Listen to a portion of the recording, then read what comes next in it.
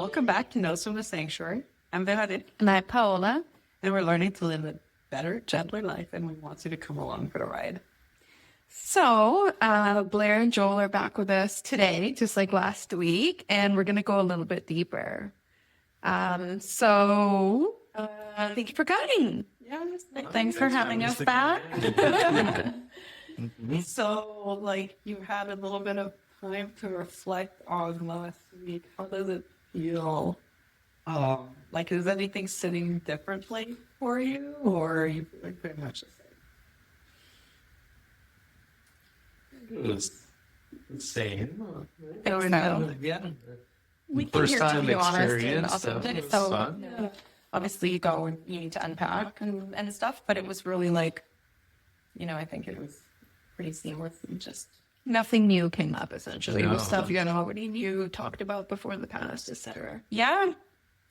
I think that's sort of a byproduct of communicating so much because you don't have those surprise aha moments really, really we just wanted to be able to authentically share. The first time we've in a non-therapy setting gone Yes. into those anything. Cool.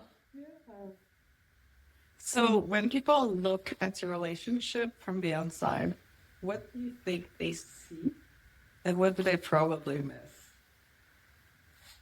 Well, maybe that's a question for us to you. No, just kidding. I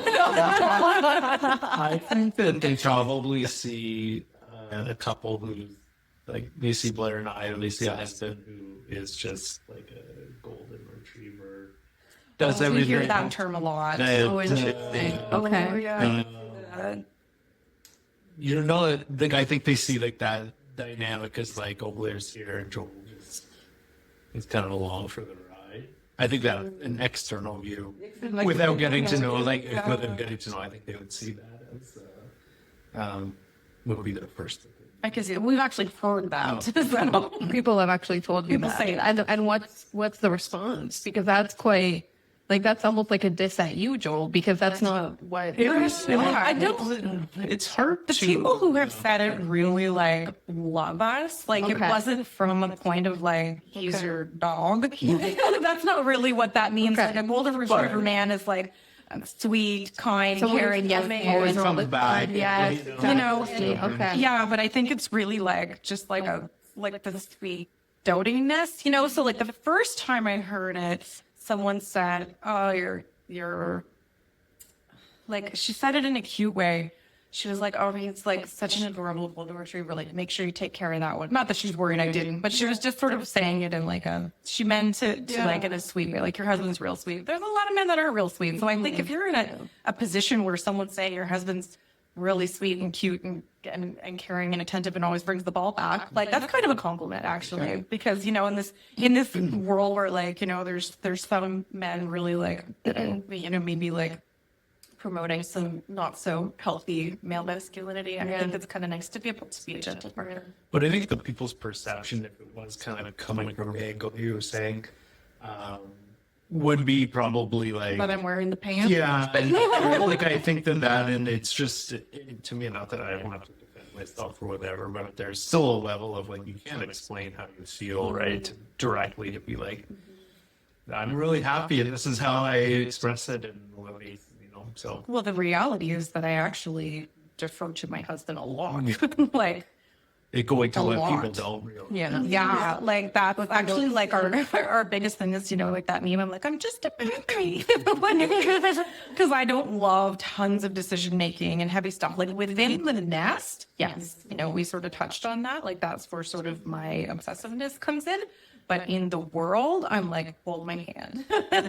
And that I don't think people really see that about us or me. I think they really do think that I run the show, but that's not the case. Like Joel does all of that like adult cognitive thinking in our world.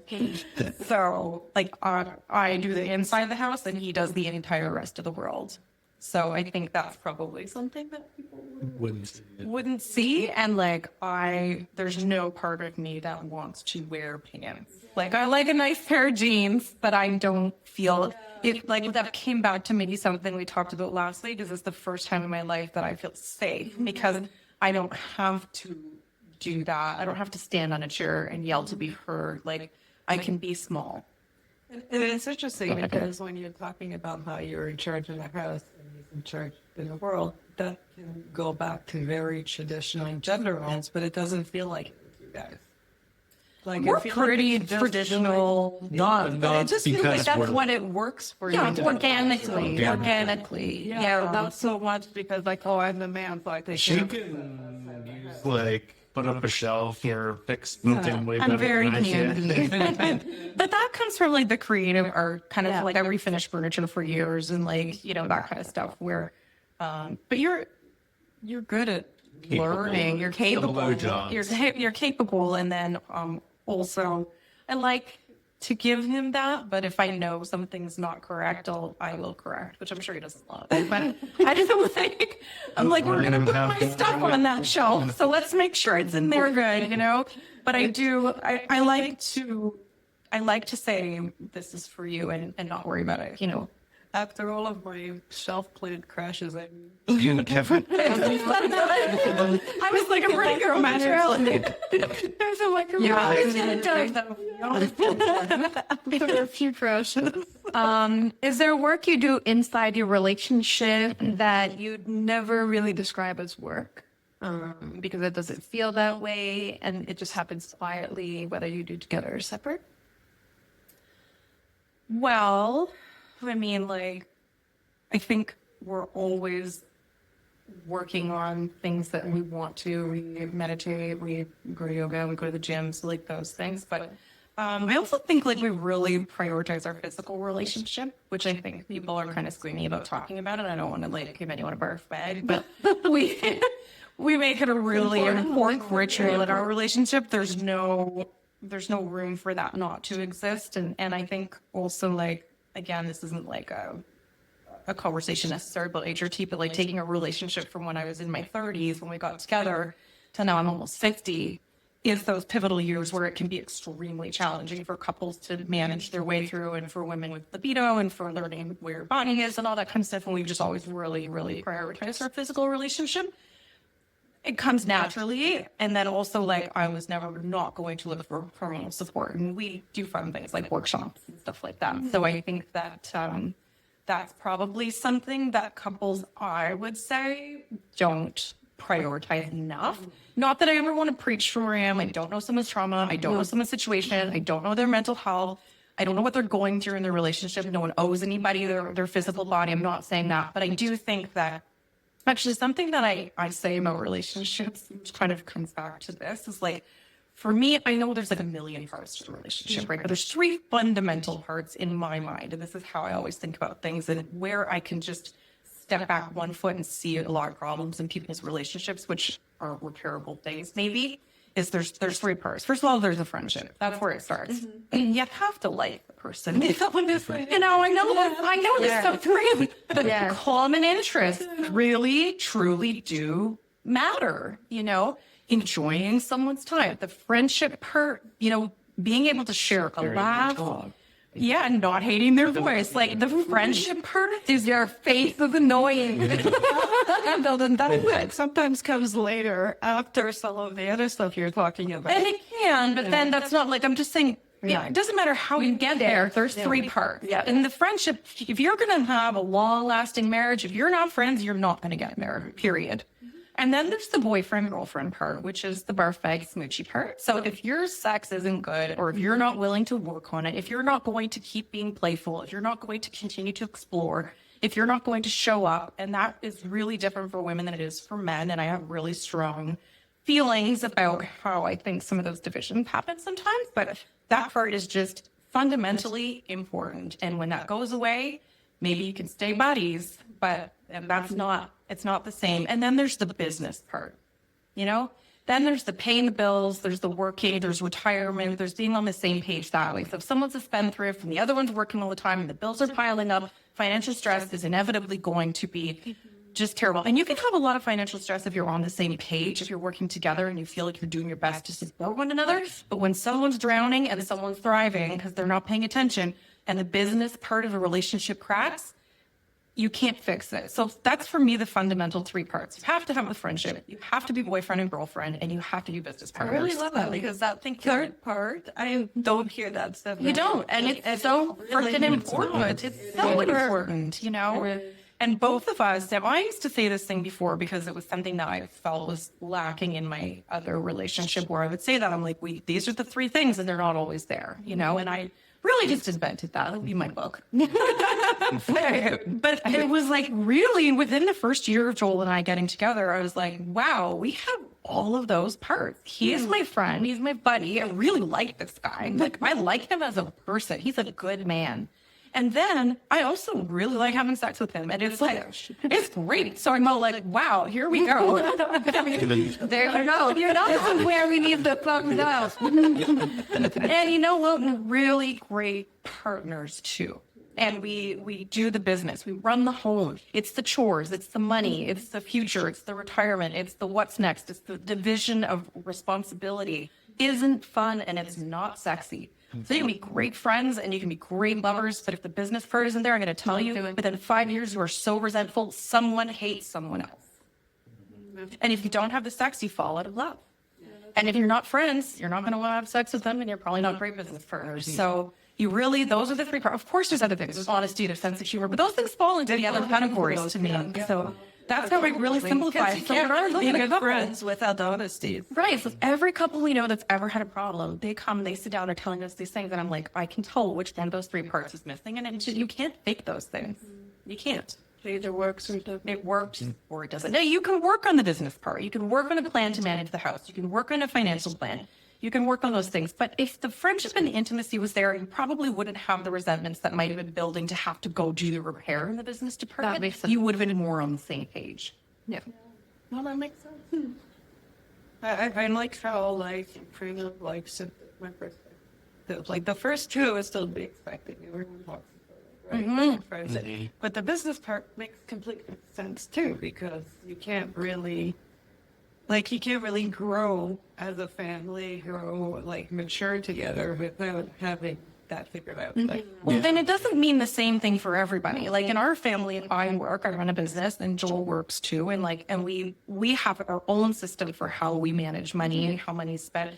Now, it could be completely different if we had children together and we chose that I stay home and I run the house and Joel takes the garbage out. I still have my role. We're still business partners because we've chosen to do that together, you know? We've really streamlined the running a house thing from not just the money aspect, but like the groceries, getting that appointment, going to what's being taken care of in the house. 10 years in, we have it pretty down pat. Blair? Oh, It's running smoothly. It really like a does. male version of it's funny because usually everyone's like, can you find me a Joel? I'm Like a Joel. it's like, can I have a Blair and a Joel? I want this in one. Even I'm already Joel myself. The blame. They're so it kind of like, but he's also happy to defer to me that way, where I'm like, this is our. But we sit together, like I said, Sunday is our sit together day, and we take the clipboard and I write it out, and I write like Monday, Tuesday, Wednesday, Thursday, Friday, Saturday, and then Sunday I go write an it out. actual physical clip. Oh yeah, I'll with the clipboard all day, girl. We're the only people buying mine papers. Oh, I write so much. Okay, I get up every single day, and like I have my whole clipboard stitched. But Sunday is our clipboard stitch, so I write it out. So first I write on each day like what we have to do. So like Monday is Costco day, like super sexy, I know. But we do the I know. I told you about this. he goes and he does the Costco run, and I thought, I do the grocery list, and like, you know, we've already done the meal plan on the weekend, so that's all planned out. And he does Costco and he does Produce Depot, and we get stuff delivered from there. He does that on Sunday. So we just have like a system for food management. I'm cooking and cleaning for 11 people every day. That is a lot of food. That is a lot of food. Human beings. Well, we go to children Costco change. once a week. We go to Costco every week. So we do that, and then like, but it's like, okay, and then Tuesday, like, you know, we're going to go to the gym, and Wednesday we gym, and then Thursday, like, what are we doing Thursday? And then Friday we gym, and Saturday we gym. But like, we also, if I have a dentist appointment or if we have a hair appointment, those things could change. We have to move around. So I have to sit every week and be like, what does this week look like? And like, how are we going to get in the things that we want to do? And then we quite literally schedule in like no one talk to us, Blair and Joel time. And we, on Saturday nights, we usually do something fun. Because after, that's a lot of work. That's That's a lot of work. That's a lot of people. It's a lot of time at the gym. It's a lot of running around. And I'm like, I want to eat something fun and I want to drink some wine. So that's like our, like, we train with our trainer on Saturday mornings. We usually like have a couple errands to do. And then I'm like, make me a Cosmo. Because I have worked this week. Yeah.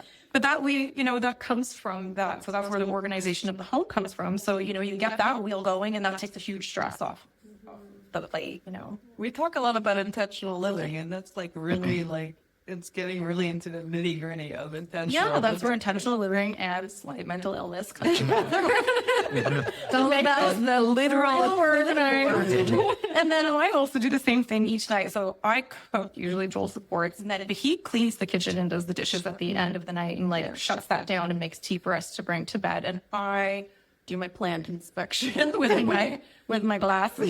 And then I sit down with my clipboard and I write the next day. So Tuesday, and then I'm like, what are the things I need to do tomorrow? What's my frog? What's the one thing I have to do? And I quite literally write it down and I leave it on the island. So when I come down in the morning, it's sitting right there.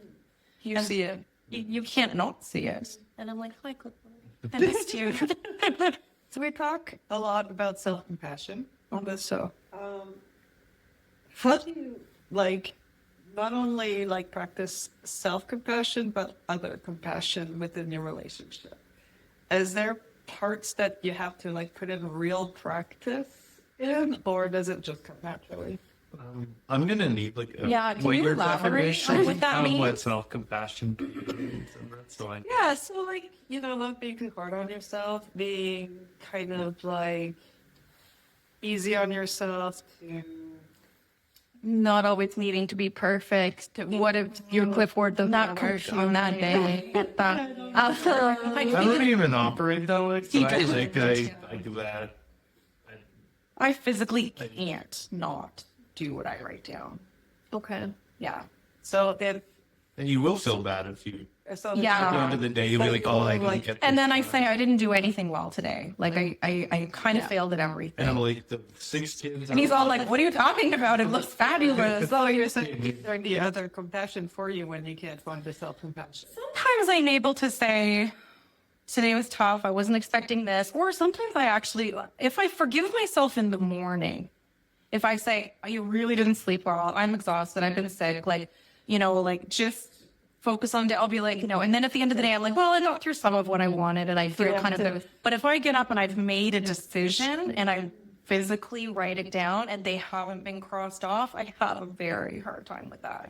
That's why you got to put So the I things try in. to measure, I try to measure. I write, take your meditation. I write everything. I have a macro coach. I say, message your coach. I say, plan your food day. I write down the small things that I really need to do in the morning so that my body is taken care of. Because there's nothing if my body's not good.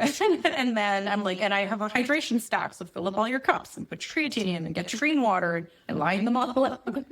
And, cotton first, but I line them up. So, and then I try at that time to measure what I think is reasonable.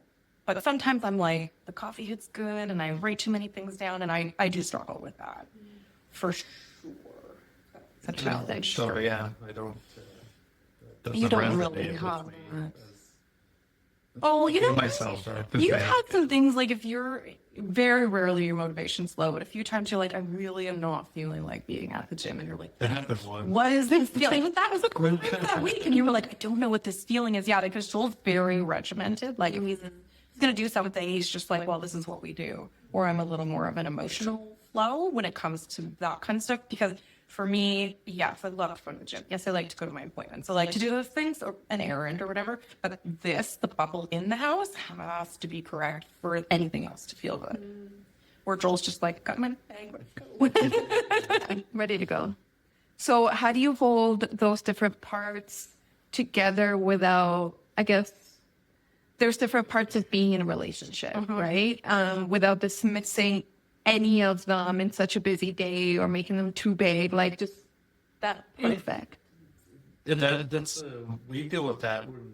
Again, it's pretty one-sided in terms of if Blair has an off day and is discussing like, hey, I know we wrote down we were going to go to Home Sense, the dollar store, and then the gym, and then we went tan after. But I'm kind of feeling like I can't do that.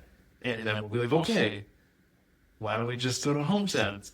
And grab a tan? Sometimes I'll send you. And then sometimes we meet. we can do that, and or there's some she would be like, you know what? Because he makes it into a cute date night. He like takes my mental health crisis. I'll be like, I can't do all those things, and like sometimes the gym is really overstimulating. Yeah, It's really overstimulated. And I love the gym. Like I feel great when I leave, but sometimes I'm like, I don't have that bio available to me. And he'll be like, okay. He's worried. I know he doesn't like just get the gym. So Or for we'll him to go offer, swim in he'll hot say, tub. he'll say, let's go for a swim in a hot tub, and we'll go to Home Sense and get a little prezi. I'm like, okay. There have been times where Sometimes he'll just go. Sometimes I'm like, I'll go to the gym. you take go, us. and I'll make dinner with my headphones, and it'll be like I need like just what I hear. I can gauge as a partner as to what is the best answer. Like, okay, she's fine if I go to the gym and I pick up something and come home, and she's okay to stay here. Or sometimes I will be like, no, okay, that's fine. But you've been talking for the past 2 days about wanting to get this. Let's go do that. Let's cross something. Like, it really is. These couple of things are the harder things. Let's just do some of these. Funny, like say it out loud. It's kind of cute because like he'll pivot if he thinks that I need him to, but if he knows I'm fine and I just like I just don't feel like worlding, that I think we read that pretty well. Yeah. That used to be a That's tough one, I intuitive, I think. think. A little bit like you had to trust that I was okay that you went, because you'd be like, are you sure you're fine if I go? And I'm like, really, I'm fine. And so I think, and I also, I think there was a bit of a thing too for a while where like I'd feel guilty because Joel just does the things, right? Where like I struggled for like not in recent years, but years ago with agoraphobia. Like there's a period of time I'm leaving my house for 18 months. So sometimes I have to gauge how much of the world I'm prepared for after a very overstimulating day with 6 toddlers. Sometimes I'm finished, especially because I also have insomnia. So I'm just like, I just feel a little cuckoo bananas, and the children have left, and I want to go have a nice hot shower. I want to sit in the sauna. I don't want to, So he'll, I think we're better at gauging that, but I used to feel really guilty because I knew he might not go if I said I didn't want to go, and he really does want to go, so I would go and be weird. And then I just kind of got to a point where I'm like, why am I doing that? Like, right? literally. Well, it's because the kind of physical exercise that we do makes you dizzy. So when you're already like weird and loopy and you've lived on coffee for the day and you're just like, I don't have that to give, it's like, I just don't want to go. That's why sometimes he'll pivot and sometimes he goes, but it's not often enough that like it's not. But it is something I think we've had to learn. And it come with time. It does, Yeah, certainly did. Yeah, that one, I think, especially like our evening routines, that one was a little bit like, I also have this thing where like, if I'm going to go do something as part of my agoraphobia therapy, if I say I'm going to go do it, I go do it. Mm-hmm. And I've had to learn to trust myself because I nicknamed my anxiety because agoraphobia lies, right? Like you feel there's this like impending doom or danger, your body's uncomfortable, so you don't want to go do something, right? Because it's affiliated with panic disorder. So I named her Lion Slut. Because she was lying to me, and it took me a long time to even realize it was anxiety, because like I'd have to go do something and all of a sudden I'd be nauseous and like my stomach is sick, and then I'm like, oh my god, I'm getting the flu, because it feels like the flu. Like it really, really does. And so I've had to get to a point where I'm like, I'm not listening to that. Unfortunately, we're just taking our sick stomach with us. So it was a big pivot for me to be like, I know I said I'm doing this tonight, but actually I'm tired. And that really kind of happened during those couple of years when I got into my hormone replacement therapy and perimenopause, where I'm like, I don't have to be Superwoman anymore. My anxiety is not controlling me. I'm free to listen to my body again and to trust myself. Yeah. That's amazing. Kind of off topic, but just something that helps me personally. When you're talking about how you just do the thing with, like your upset stomach or whatever, did it eventually go away, or it just continued forcing yourself, like, to do it that way?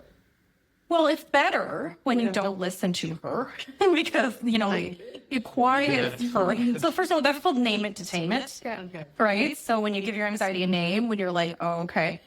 So I started doing things to get ahead of it. So first of all, I do have a rescue medication if I feel like I need it, but I really try not to take it. But I will take Advil because I'll get a headache. So if I know in the afternoon, I feel like, my anxiety's starting to bug me a little bit, I'll take an Advil because you get a stress headache. You're like this, you know? Yeah. And I could feel in the afternoon, I don't want to go do something, but it's still good to go. You have to world, you know? So like, I'm going to stay home, then I just going to be disappointed in myself. So I take an Advil and I make sure like I take some time to rest. And that's often why I meditate when the children are napping, because it like gives me a good reset and making sure like I'm ready at nap time when things are quiet. So if I have to pack a bag, if I have to do my purse, if I have to touch up my makeup or change my clothes, I do it when things are not chaotic.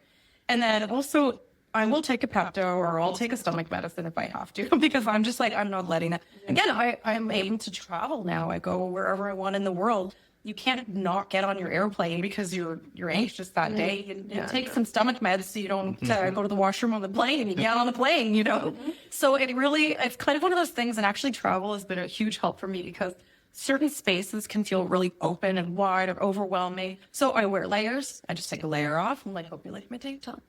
And I just actually say to myself, well, it's just like you're walking through the airport. You can't stop walking. So just go. It's one foot in front of the other. And then I also use the what's the worst that can happen? And then what? You know, so I'm like, well, I said to my therapist once, well, what if I throw up? And then like, so then throw up? And then what? Now, like, someone will probably offer you some water. Right. And I'm like, but I'd be embarrassed. They're like, okay. And then what? And I'm like, well, then I don't know. And they're like, okay, great. So one foot in front of the other. And I'm like, well, what if I faint? And they're like, well, people would probably be concerned about you. And they probably prop your head up and again, get you a little sip of water. I'm like, but I'd be so embarrassed. He's like, and then what? So it was really good for me. So it's like, what is quite literally the worst that could happen? You know, and that really has helped me to be like, and also reminding myself that it's never happened. Like I could really sick and hot. You know, like, woo, I'm real hot right now, but I've never. But if you ever really did truly almost faint, you would probably stop in that moment and like. You'd find a place to sit down. I leave my house with water. I like to have a sip of water. Also being honest. So trying to mask, not good. But I tell Joel, actually, my anxiety is really bugging me. And he's like, okay, well, let me know what you need. And, you know, you feel better after. If you could tell the people, like, if you and I were just going somewhere, we were going for coffee or we were going to a garden center, and I was really anxious that day, I'd still go. I wouldn't cancel on you. But I would say, I want you to know my anxiety is really, really crap today. So if I hang on the card or if I link your arm, you know, I'm just letting you know I might lean on you. And so then I'm just like, as soon as I wasn't embarrassed anymore and I owned it, I know that I helped a lot of people because they're like, oh my gosh, you have anxiety? And I'm all like, girl, I am anxiety. You're probably going to feel better after. You feel so all of a sudden, it doesn't own you. Yeah. I mean, you can still have to pass through things or, you know, there's moments that can happen, but, you know, and letting the feelings be strong, not being mad at them. Just saying like, well, this feels, and you know what, honestly, the best thing is that I've really realized is that when your anxiety leaves, it feels so good. Your dopamine has kicked in.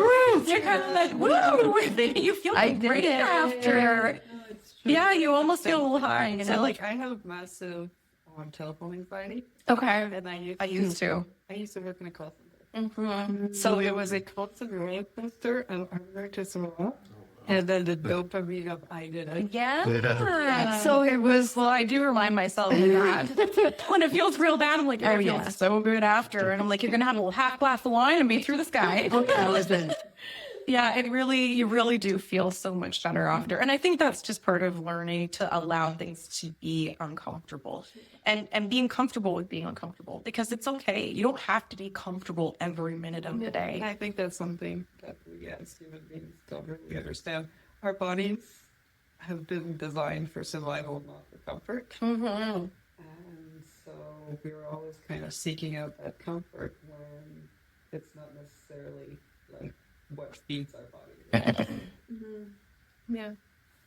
So I think one of the things that's easy to lose track of in a long relationship is whether you're growing together or just both growing in the same house. I think I know the answer to this one.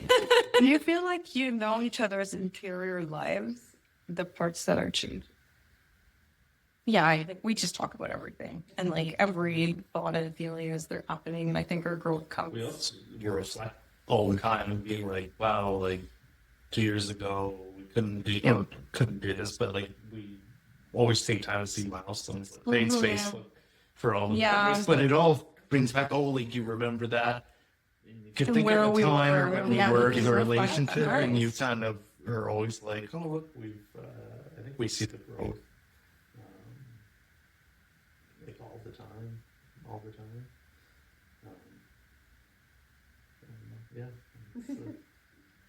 Yeah, I do, but it's definitely it's something that I feel like we do collectively, like independent and collectively at the same time, you know?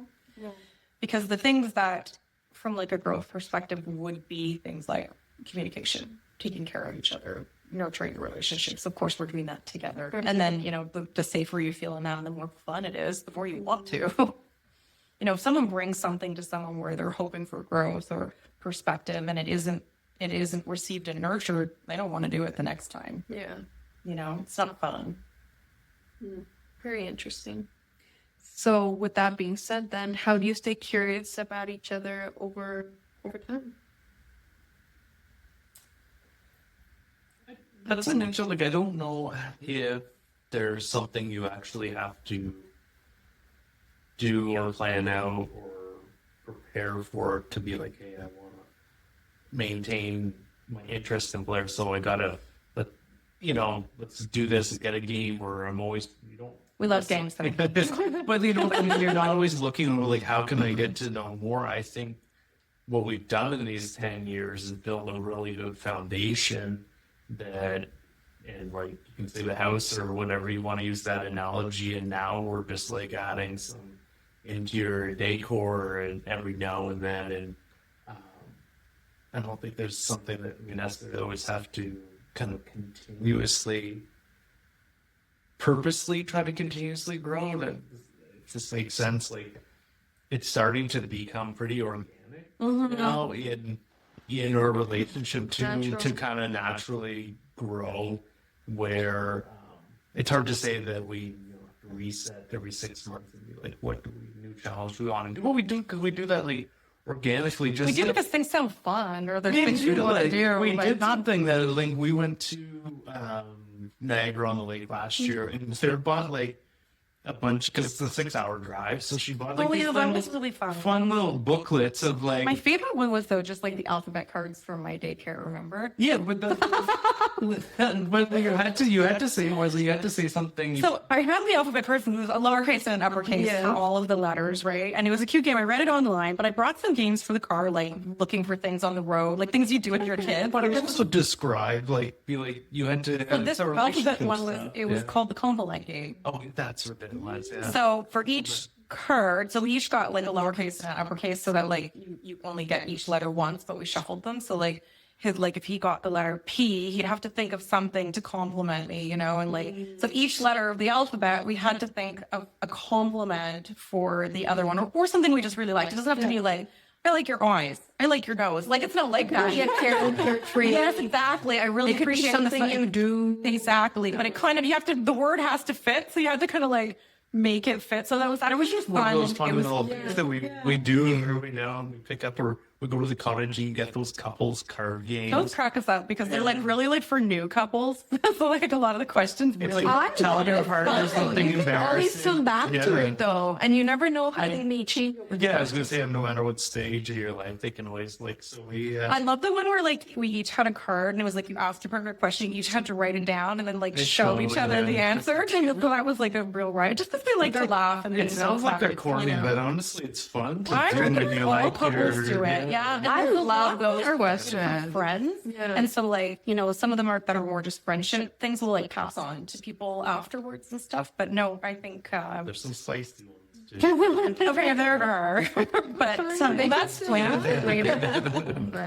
yeah. So, but That was like a good, but I also think it's like one of the things that I don't know if you make an effort, but like because I'm really busy through a day, it's not that I'm not connected to Joel the same way, but he makes a point probably like every like couple of hours to message me that he's thinking about me. So like non-sexual currency is really important in relationships. Like he'll just be like, I love you. I'm thinking about you. How are the kids? I just, like, he's upstairs. But, like, you know, when, like, I'll see him when he comes down, but like, it's busy. So like, I get these little, like, a message to my watch just being like, so busy. I definitely can't send a message. Your job is busy, but you can send a message more than like, you know, the juggling. So I'll get a little message to my watch probably 3-4 times a day that are, and it's like, you know, I like spicy messages too, but the message is just being like, I'm thinking about you. Loving. Yeah. Yeah, and I really I think that that's like also something that is often kind of missing in serious relationships is the non-sexual currency and non-sexual touching. And I think that's really problematic. It's a whole different podcast, but I really do think that's a huge problem in people's relationships. So being amorous about like all like things like I just really appreciate you, or like dinner smells amazing because you upstairs. There's little messages where I just know he's thinking about me and checking in. And There's a very big difference between being loving and being passionate. I mean, they could be together at the same time, but there's a big difference. I like passionate messages also. Yeah. But just being like, I'm thinking about you is, I think, always really, and you know, and like robotically, although I do think it like means something to him, and over the years, it's like every time he gets to the office, he always messages me, I made it safely. Like those little things are just like the umbilical cord, you know, that's like that positive sort of connection between us, even when we're, you know, upstairs or downstairs or when he's in the office.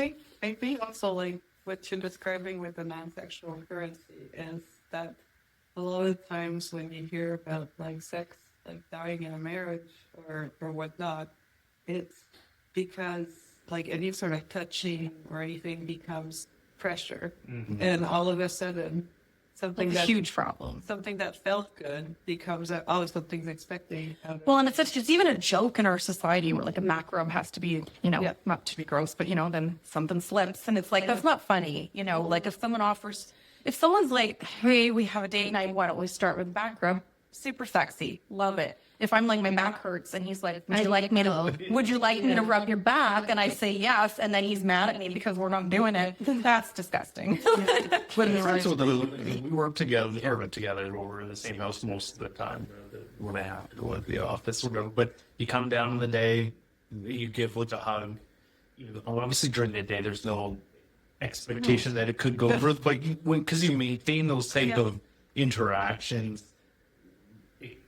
like not harping on that, but it means that like that's not the intent. The intent is just like, hey, let's do it. I want a big hug, and when you want to take that somewhere else, obviously when you're not working or whenever, there's not it's not the expectation, but it's not foreign. Women become scared. Yeah, that's what I mean. Like their husband will like pull them in for a kiss and they think, oh, I'm so tired, I don't want to have sex, and so I have to deny the kiss. Where I'm just like, why? You should be able to accept a nice long kiss and a nice warm hug, and then say, let's start dinner. And even I think it's important for couples to set time aside where sex is a possibility, but not an expectation. So like we set time aside, and I think we're both like, that's what the idea is.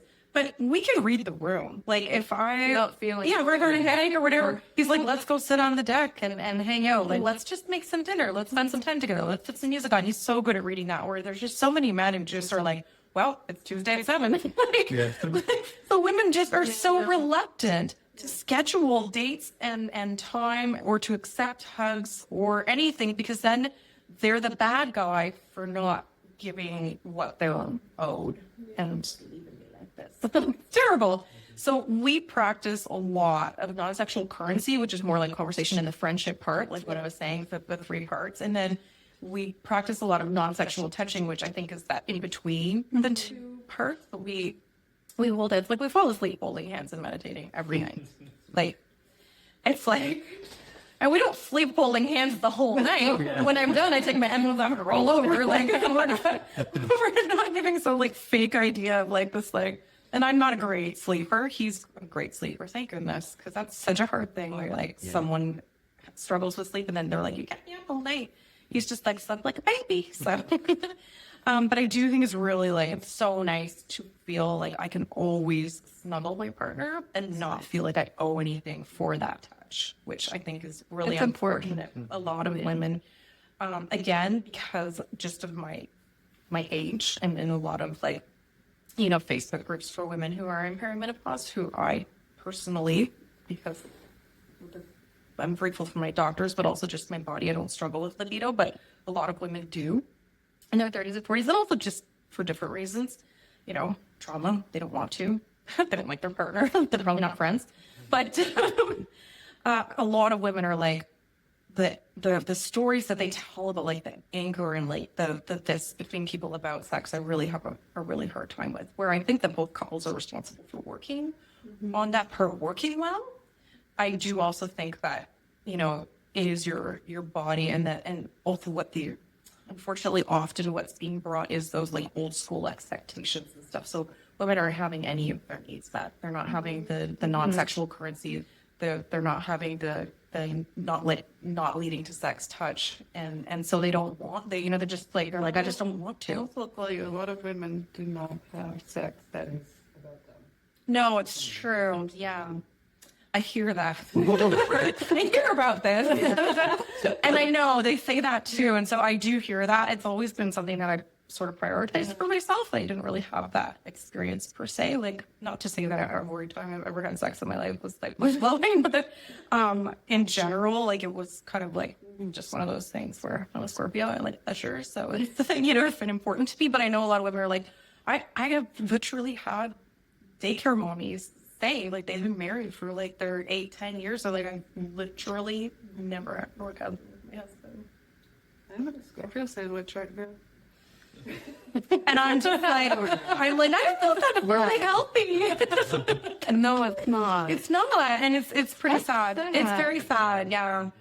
Yeah. And I know that female pleasure is different than male pleasure. Like I know I read a lot about it. I understand, but it's like, no, we all deserve pleasure. And yeah, it's quite common. And a lot of women actually in their 40s, I think people are still reluctant to look at hormone replacement therapy, which is unfortunate because we need estrogen. Yeah, sorry, that's just my opinion.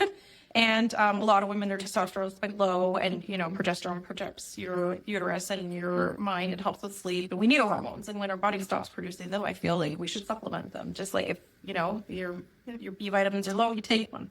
So, which can protect your sex sleep. But these women are like, even if my libido is fine, I don't want to have sex with that man anymore. It's something It's a bit of a revelation. Well, it is. It's actually the estrogen mask. Is that like estrogen protects the family. I know. I'm sorry. Estrogen protects the family, and so that protects that male ego and protects the home, and it blinds you to things. So when you start losing that, and like they're never going to replace it to where it was when I was in my 20s, women are like, "What? Wait a second. Wait a second. Happened. Where am I? Yeah. Who is this person? I don't feel good about this." And so it goes away. So if you don't have those little things, if you don't have those glimmers, if your partner isn't really kind to you and sweet and having to work through those things, it goes away. It does. And the resentment sails right on in. And it's really sad reading some of these sad stories. I don't comment often because I can't be like, my life's great. No, you can't. I just send compassionate love, and I'm so sorry that that's happening. Yeah. So how much does what happens outside the relationship feed into what happens inside of it? Things like friendship, creative work, nature, the things that belong only to each of you.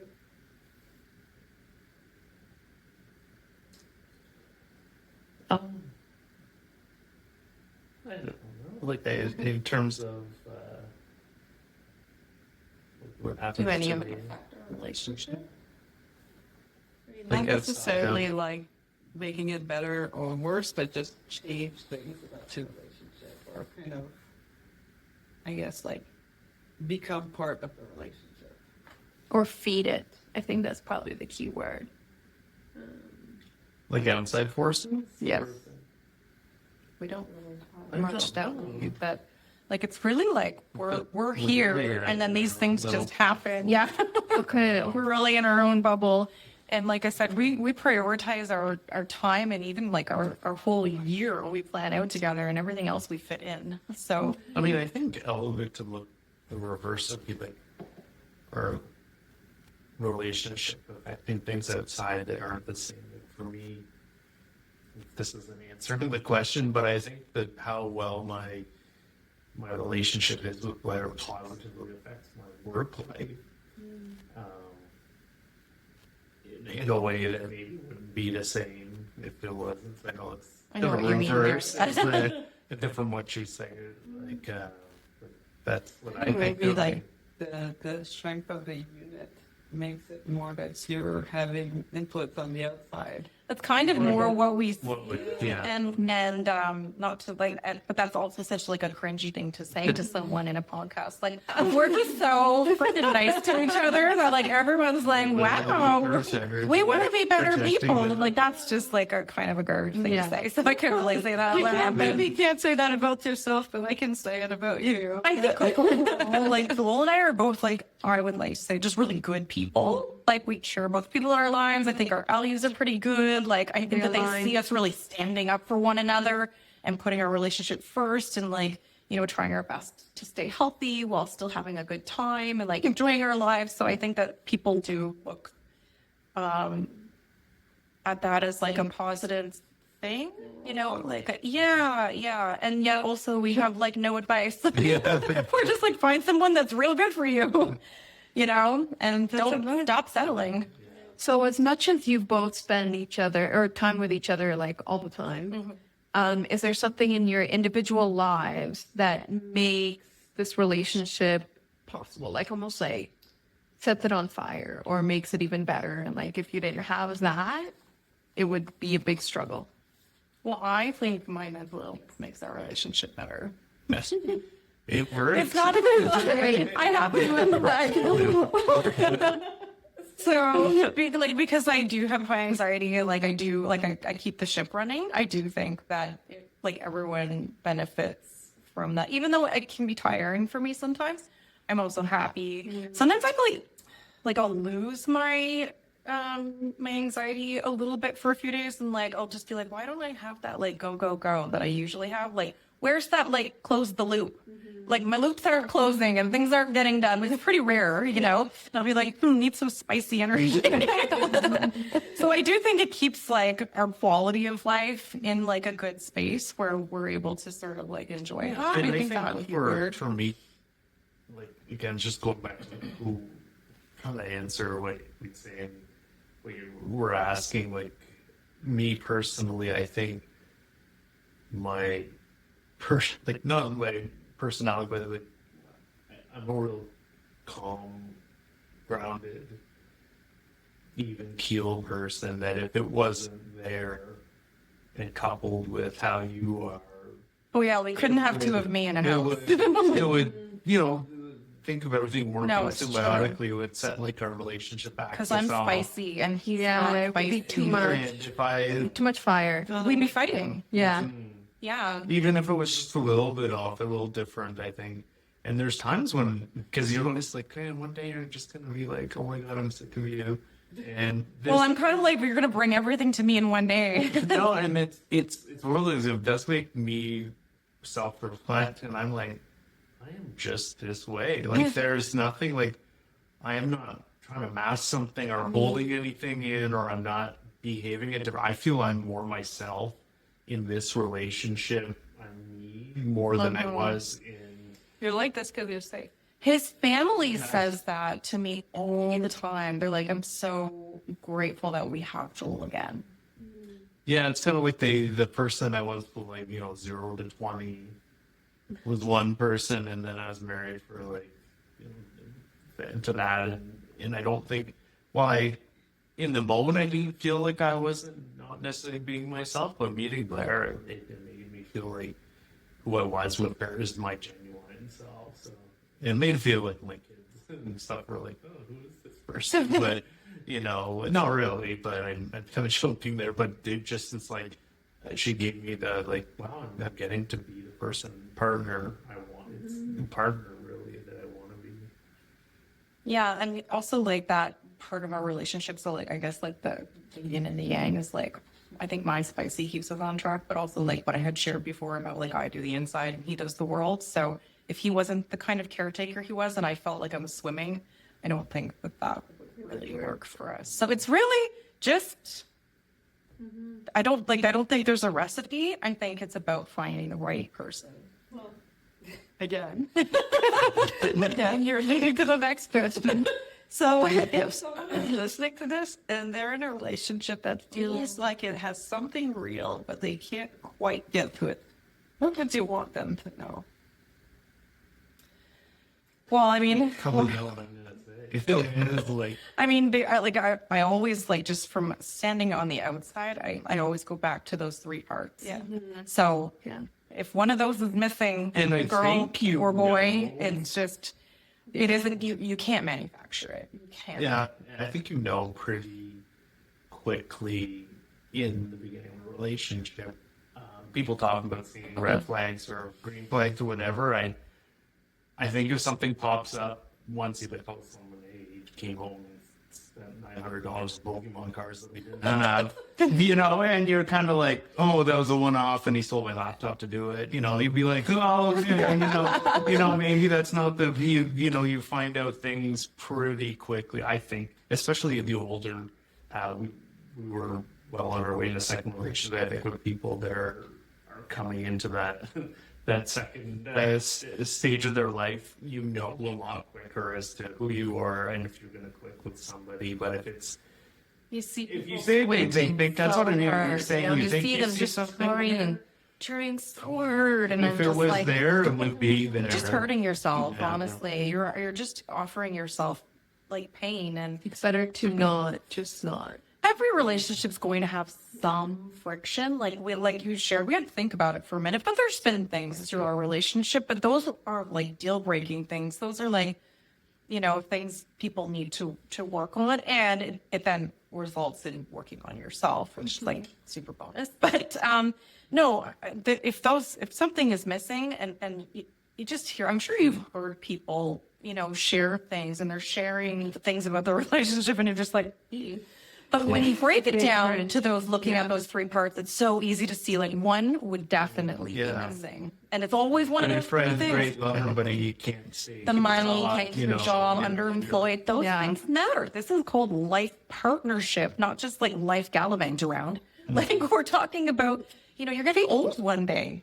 So pay attention, reflect, look at those flags. When I tell my girlfriends, I don't really say this to boys because I don't have relationships with men maybe in the same way. Like I would if I was having a conversation with a guy, but I think it comes a little bit different for women. As I say to make a list of 5 things.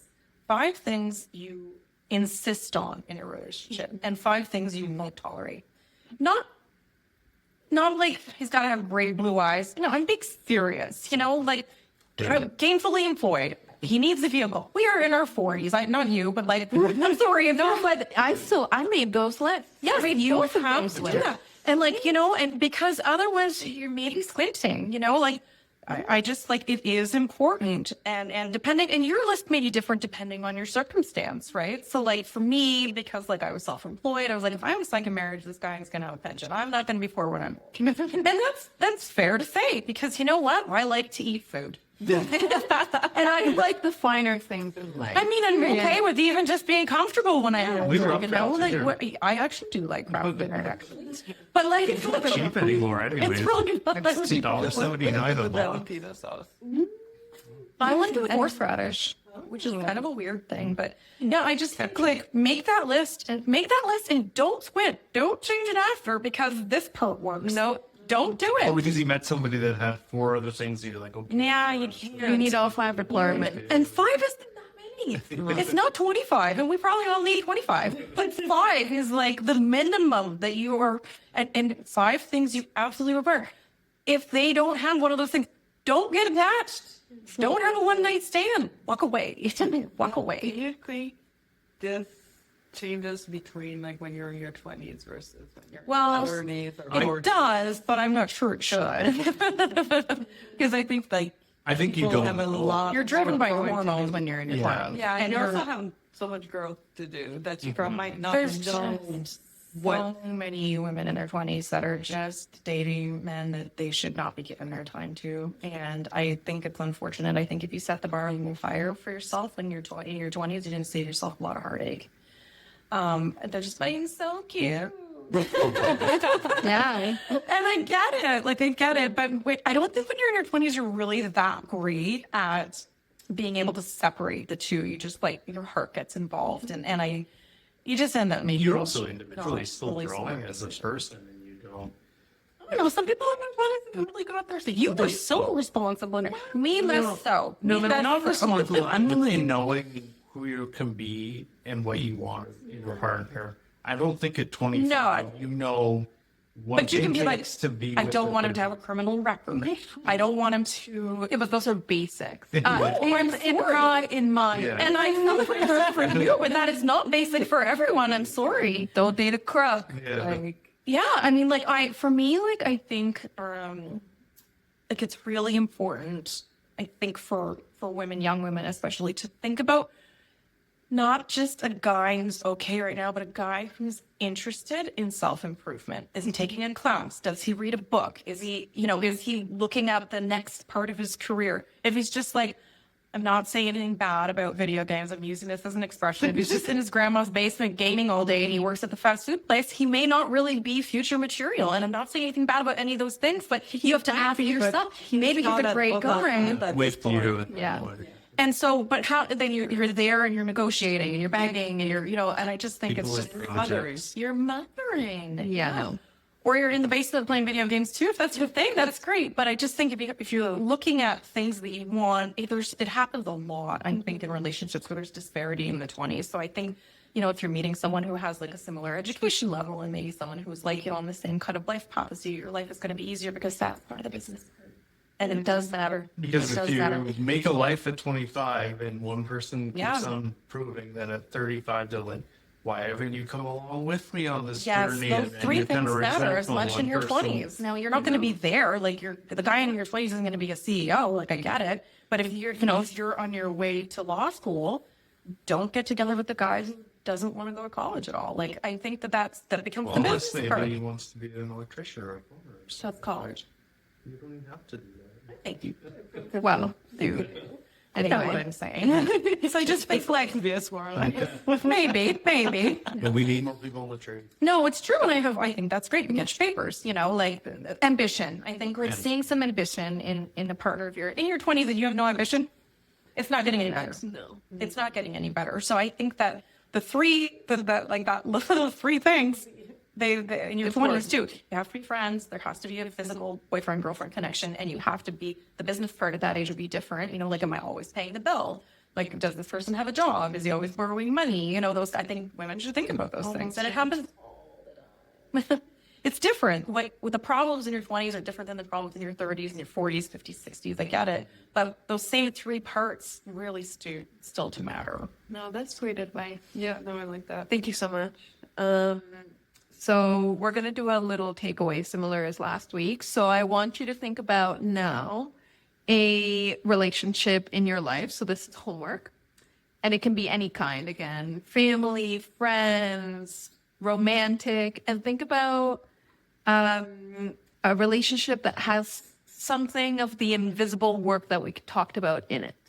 So whether it's, you do things for the other or that foundation. And think about how that something holds that relationship together. See how it feels. Reflect on that feeling. Reflect on that relationship, whether that invisible work is there or not. That tells you something. And you have to listen to how your body feels when you feel that, where it feels that, what is that sensation? Because your nervous system is going to activate and you're going to feel those feelings at that point in time, depending on what that is. And maybe also reflect on what's a small thing that you do in that relationship or that they do that goes unseen. Because sometimes you do want to be seen, right? And what it feels like to name it, even if just for yourself, what you do or what you don't do. Good takeaway. Yeah. So Blair, Go. thanks so much for coming back. Real generosity for doing 2 episodes with us. It's like evenings of your time that, you're donating the cause. I do want to really thank you, like personally. I feel like I got some takeaway from this. I loved your 3-part analogy because Yes. I feel like you could write a book based on this. Because we often ignore parts that are important for our relationship. So thank you so much. It's our pleasure. Thanks for having us. Thank you. So we'll be back next week, still inside this chapter, and still thinking about connection and what it asks of us. So see you next Thursday. Bye.